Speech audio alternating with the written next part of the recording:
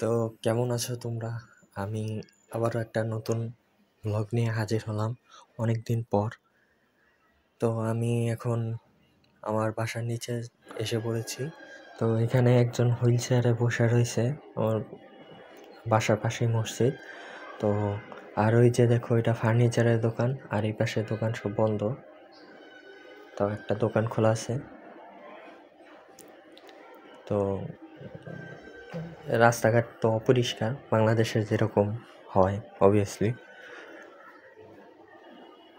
তো একজন লুঙ্গি পরা লোক হাঁটে গেল। ওই পাশে একটা বিল্ডিং, এই পাশের দুইটা দোকান খোলা।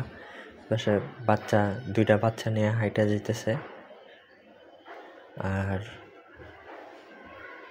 এই তো এইখান থেকে দোকান খোলা। এই যে তো আমি আরও সামনে হাঁটা যেতেছি, যে এখানে